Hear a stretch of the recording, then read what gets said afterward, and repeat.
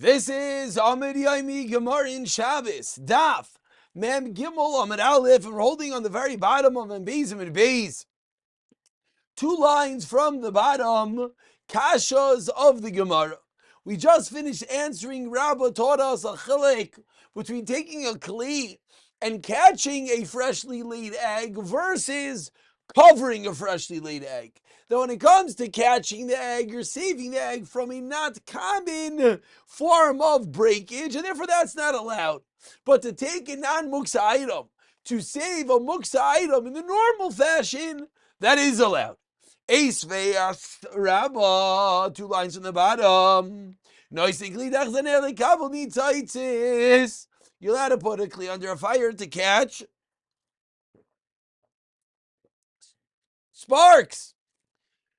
So asks the Gemara, we see that even though the sparks, the nitzaitzais, are certainly muksa, and it's not a common story, yet you're allowed to move a non-muksa item, says the Gemara, to catch those sparks.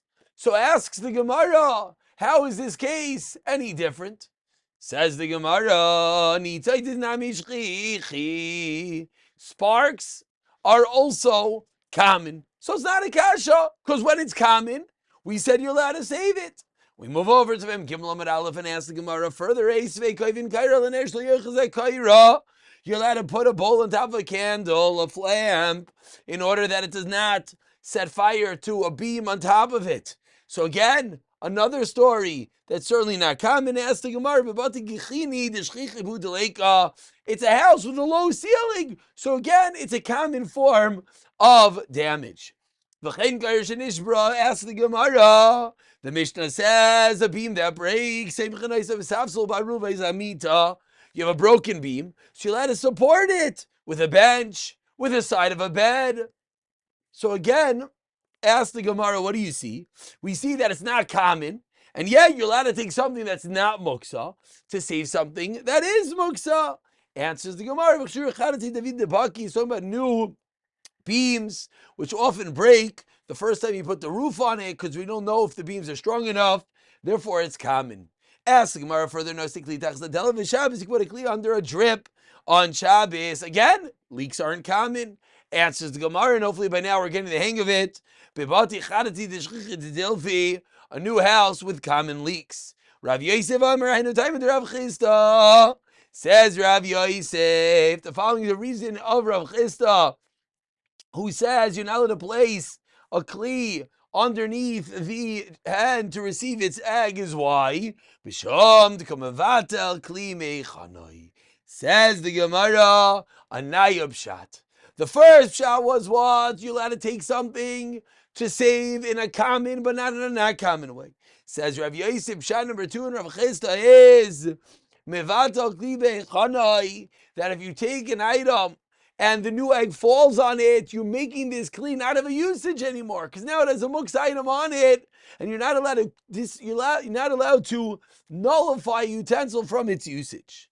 And now we're going to ask the kasha with a lot of the cases that we just said. The barrel of tevel that breaks, maybe in the same kasha. If you're being mavatal the kli, answers the Gemara, Malay tevel muchnu it's a Shabbos. Tevel with regard to Shabbos is called muchan, prepared. Why is it prepared? You can't use the tevel. Shem avar v'tignoi metukan. Even though you're not allowed to take off truma on Shabbos, if you did it b'isser, it works. So at some level, it's called prepared. Ask the Gemara further, about 12 lines down. The first one line is metukan. No, the exact same kasha. Answers the Gemara, Ravuna Breder Rishuni. It says it's ein ben mamish. So it's not going to be considered that the kli becomes muksa, because after the sparks fall into the kli, they're nothing. And therefore the kli will still be allowed to be moved. So it's not considered being mavatal the kli from its usage. V'chein karish and ishbara, beam that breaks. Says the Gemara, you can support it with a bench or with the side of a bed. The same kasha answers the Gemara, you're putting it in loosely, So you could theoretically take away this kli, so you're not being mevatel it from its usage. Now, it's kli tachas l'tel Shabbos. Ask the Gemara, you're allowed to put a kli under a drip. Answers the Gemara, b'tel for right, talking about a drip with suitable water. It's not muksa. You could potentially drink it. Ask the Gemara further. Koven is a sal of ne'avrich and shalav yardu. So this is a new case. They're allowed to bend over a sal, a basket, so that the chickens can walk up on top of it and down. But the chickens are muksa, so they stand on the basket. It's mevatel it. It nullifies it from its usage. Answers the Gemara, Kasavar, the Bryce holds mutal talai, that after the chicken comes off it, you turn over the kli, the chicken climbs up, the chicken climbs down. When the chicken's off of the kli, then you're allowed to move it. Ask the Gemara, 1 second, the Bryce doesn't say that. Answers the Gemara, but I didn't love. That's only while the chickens are on it. But once the chickens climb off, then you're allowed to move it. Ask the Gemara, Vatani Aval Bisha Eno I didn't love Aser. As the Braisa, even if the birds are not on the basket, it is still Aser. From here we see the very famous rule. Migu diskatzoi lebein hashmashai, says the Gemara. Once something is designated for bein hashmashai, then it's katzoi. It's separated for the whole Shabbos. So for the duration of bein hashmashai, the chickens are on it. It's muksa. Then it's muksa for the whole Shabbos. And this is where we say that muksa is a snapshot of bein hashmashai. Has to be the entirety of bein hashmashis. But if the chickens are on there, then it becomes muksa. Says the Gemara, Amar Rav Yitzchak, this was all the sheet of Rav Chisda. They only allowed to be koifin kli to preserve the egg, but not to catch the egg.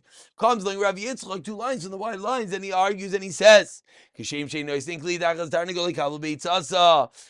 you're not allowed to put a kli underneath a head to catch the egg,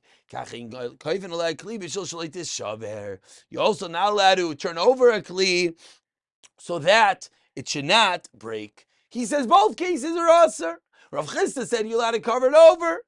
Rav Yitzchak says no, they're both aser. Says Gemara, why? Because k'saver ain't clean davar nitel v'Shabbos. Rav Yitzchak holds you're only allowed to move something for a mutter tika usage. But if you're moving something for a aser item, you're moving your bowl to save your egg, which is muksa.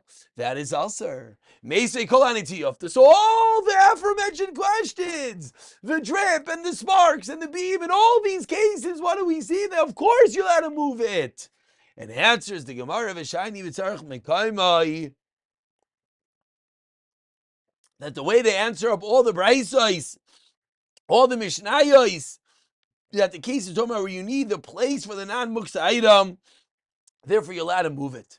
Meaning, if this cup is sitting here, then I'm allowed to move it. And because I'm moving it, then I'll be allowed to put it on top of something, etc. But I won't be, or I'm allowed to catch the drip, but I'm not allowed to move it for no reason.